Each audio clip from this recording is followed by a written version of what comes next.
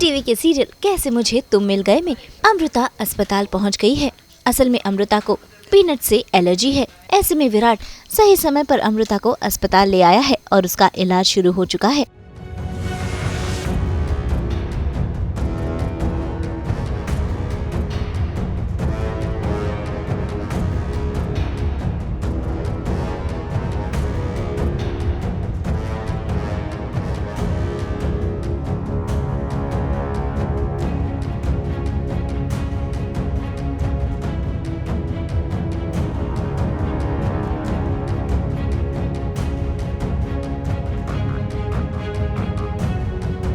तो वहीं अमृता की मम्मी भी उससे मिलने पहुंच गई है। भाई फिलहाल तो अमृता जेल से बाहर है और अब वो अपनी बेगुनाही करेगी साबित।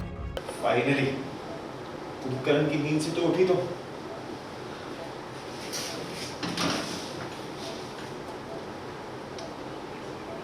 ग्लैड तुम्हें होश आ गया ना। मुझे लग रहा था तुम्हारा तो पूरा प्लान था कि नाटक करके सिंपैथी कार्ड खेल के ना हॉस्पिटल में ही बैठ जाओगे। और क्या यही प्लान था ना तुम्हारा? पागल हो गया ना? इतने घंटों से लाश की तरह पड़ी हुई थी, इतनी मुश्किल से होश में आई हो, अपनी परवाह करो, मेरी क्यों कर रही हो? मैं का ध्यान रख सकता हूँ क्या? क्या पागल हो गई हो क्या? हाँ, तुम्हें ना ठीक होना नहीं चाहिए था, मुझे तुम्हारी मदद ही नहीं करनी चाहिए थी। बेहोश रहती तो कम से कम एक बकवास तो नहीं करती। अब मैं डरता बढ़ता नहीं हूँ किसी चीज से। मैंने मदद की है तुम्हारी, ये नहीं कि होश में आके बोलूं thank you sir, thank you, आपकी वजह से मैं बच गई। उल्टा मुझे बोल मेरा हाथ कट जाएगा। कितने अनग्रेटफुल हो गए। हॉस्पिटल का सीन चल रहा है और जैसे आप देख रहे हैं कि हॉस्पिटल ने अमू ने गलती से तारा की वजह से वो सिंगदाना खाया है जिससे वो एलर्जिक है। और मैं मतलब माँ कोई भी माँ परेशान हो सकती है।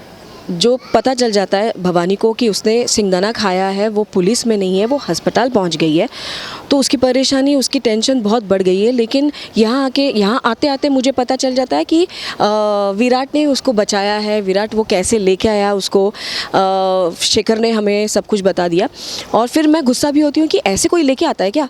मतलब गाड़ी वाड़ी में डाल के, वो हाथ गाड़ी जो होती है उस पर डाल के लेके आए। तो मैं उसको थोड़ा सा ऐसे क्यूटली मारती भी थी कि अरे तू चुप, तू दूर रह मेरी अमू से। फिर अमू ही बताती है कि माँ आई, मुझे विराट ने ही बचाया है। फिर मैं माफ़ी मांगने जाती हूँ तो बोलते कि मुझे आपसे माफ़ी नहीं चाहिए, मुझे आपकी बेटी से माफ़ी चाहिए और मैं उसी से माफ़ी लेके रहूँगा। वो चला जाता है और फिर बेल की बात आती है कि अगर ये बेगुनाह है तो उसकी बेगुनाही उसी को साबित करनी पड़ेगी। हम चाहे कितना भी करें कुछ नहीं हो सकता, उसको खुद उठना पड़ेगा। तो फिर हम उसको हिम्मत दिलाते हैं कि तू टेंशन मत ले, हम तेरे साथ हैं। और उसी वक्त जेके जो हमारी करमचंद बनी हुई है वो बोलती है कि ऐसे तैसे मेडिकल बेल पे तू बाहर आ सकती है, घर पे आ सकती है।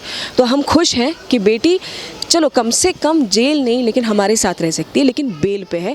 उसके जब तक सबूत नहीं मिलते कि ये चोरी किसने की है तब तक हमें भी चैन नहीं है ना अमू को है। लेकिन अमू का और एक पर्सपेक्टिव है कि ये जो सॉरी विराट मुझसे चाहता है वो उसी औरत से मिले जिसने ये सब किया है, और वो औरत है तारा। और उसके बाद में समझ में आता है कि ये राजीव का भी मिली भगत है।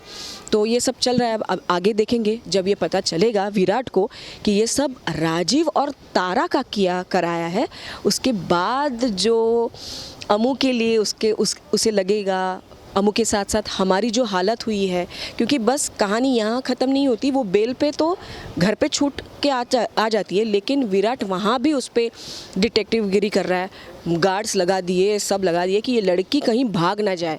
उसको ये यकीन, मतलब भरोसा बिल्कुल उठ चुका है अमू से कि लगता है कि बेल पे तो आ गई है लेकिन ये कहीं भाग सकती है।